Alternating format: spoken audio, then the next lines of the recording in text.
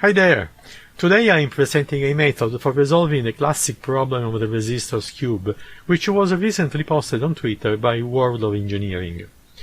I saw several answers to the question, but given the space constraints on Twitter, I thought that it would have been interesting to post a video describing a possible solution that did not involve heavy math calculations.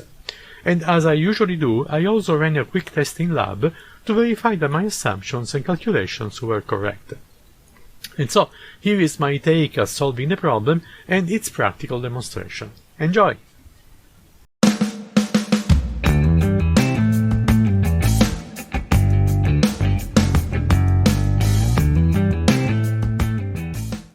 Let's start by drawing the circuit on our whiteboard.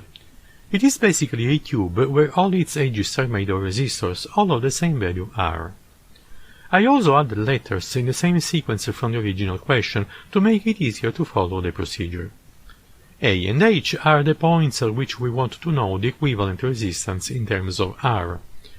Given that all the resistors have the same value, we can exploit the natural symmetries of the cube to make some simplification. In particular, we can start with saying that if we apply a voltage between A and H, the points E and D will have the same potential, which is half the amount of the applied voltage. And similarly goes for points F and C. This means that the difference of potential between E and D is zero, and the difference of potential between F and C is also zero. But then, because of that, the resistor between E and F, which we call REF, is actually in parallel with the resistor RDC, and also RAE is in parallel with RAD, REH is in parallel with RDH, RBF is in parallel with RBC, and finally RFG is in parallel with RCG. Because of all of that, we can redraw the circuit in a way that is much simpler to analyze. Now let me zoom out so we can see the two pictures at the same time. There, okay. So this is point A, this is point H, this is point B, and this is point G. Also, this node is equivalent of both E and D, and this other one is equivalent of both F and C. Considering the resistors in parallel, we can now write the values of the resistors in this new circuit. And so, the resistor between A and B has not changed, and so it is still R. Resistors RAE and RAD are in parallel, and so these resistors in the new circuit has a value of 1/2 R.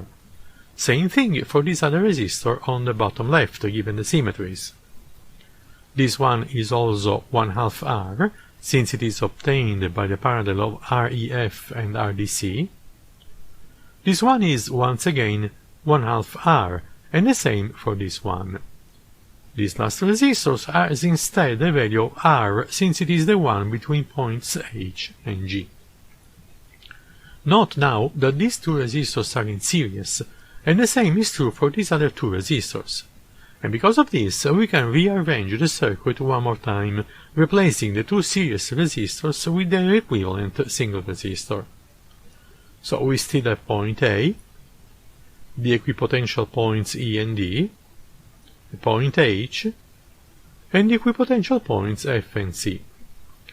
These are still 1/2 R resistors. This one is the series of a resistor R and a resistor 1/2 R, and so has a value of 3/2 of R, and the same is for this other resistor. And now we can see that there is another symmetry between the left and the right sides of the circuit. Because of this symmetry, we can see that we can extend the list of equipotential nodes, and in particular we can see that VE, VD, VF and VC are all at the same potential.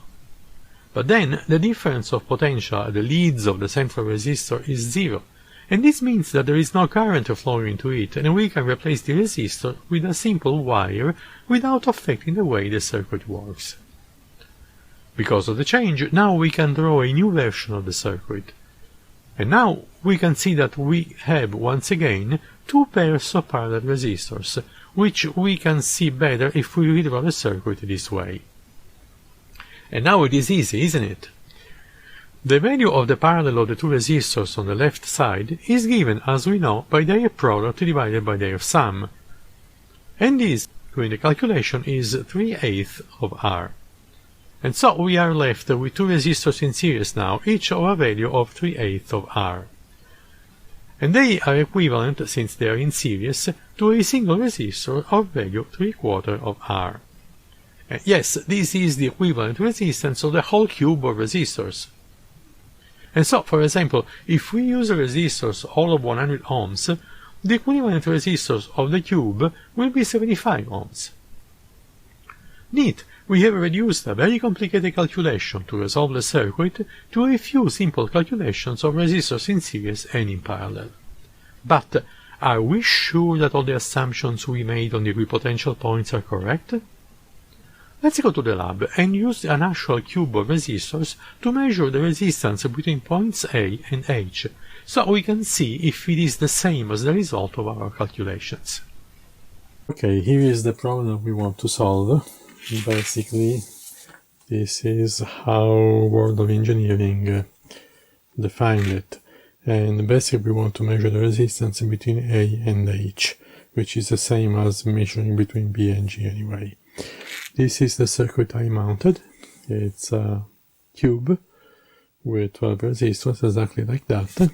So if we consider the cube here, this is A and H, or we can use this as A and H, same thing, if we put it upside down. So I'm going to connect the probes of my digital multimeter, set to ohms. And so this is A, basically. This is H. And let's see what the digital multimeter has to say. Oh, by the way, these are all resistors of 100 ohms. And so, according to the calculation that we did, we should have basically 75 ohm as a resistance between these 2 points. Let's see if that is true.